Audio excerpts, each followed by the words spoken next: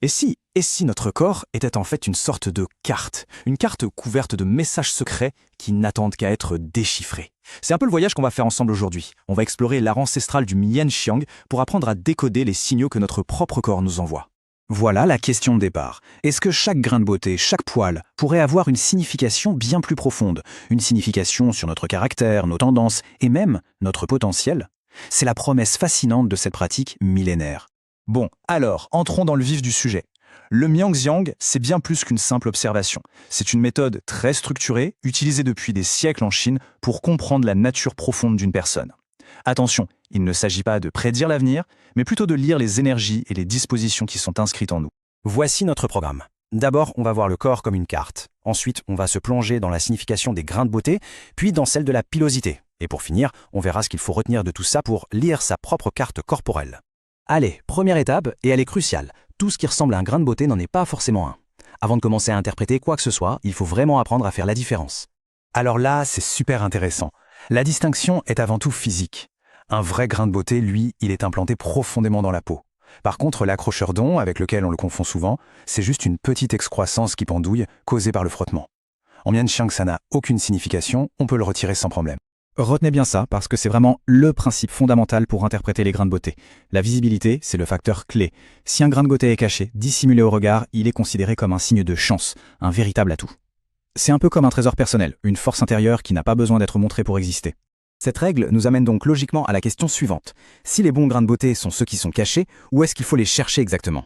Eh bien, voici la liste des zones qu'on pourrait appeler chanceuses, cachées dans les cheveux ou les sourcils, dans ou derrière une oreille, sous les aisselles ou même au creux de la main ou sur la plante des pieds.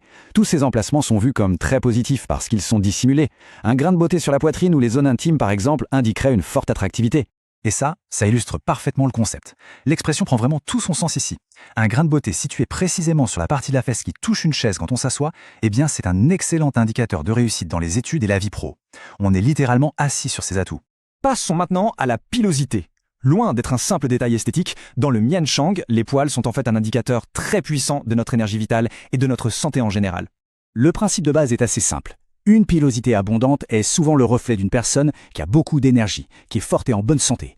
C'est une sorte de manifestation extérieure de notre force intérieure, de notre énergie yang. Mais attention, tout dépend de la forme. Sur le torse par exemple, une toison bien épaisse et bien dessinée qui forme une sorte de motif, c'est un bon signe pour les finances. A l'inverse, quelques poils par-ci par-là, un peu clairsemés, sont interprétés comme un signal potentiel. Ça pourrait inviter à être attentif à l'énergie de l'organe qui se trouve juste en dessous, comme le cœur. Continuons notre décodage. Des poils dans le dos, c'est vu de manière assez négative. Ça pourrait suggérer un manque de vision à long terme. Sur les articulations comme les coudes ou les genoux, ça indiquerait une vie de travail acharnée, avec peu de soutien. En revanche, point positif, sur les mains et les pieds, c'est un excellent signe de pouvoir et de stabilité professionnelle. Et enfin, sur les doigts ou les orteils, c'est plus neutre. Ça révèle simplement une tendance à être un peu têtu, à vouloir forcer les choses. Bon alors, comment on assemble toutes les pièces de ce puzzle? Cette dernière partie, c'est pour nous donner une méthode simple pour commencer à lire son propre code corporel. Le point crucial, c'est ce processus en 3 étapes toutes simples. D'abord, on identifie la nature de la marque. Ensuite, on applique la règle qui correspond, caché ou visible pour un grain de beauté, emplacement et forme pour la pilosité, et enfin, on relie ces observations à leur signification potentielle pour mieux se comprendre.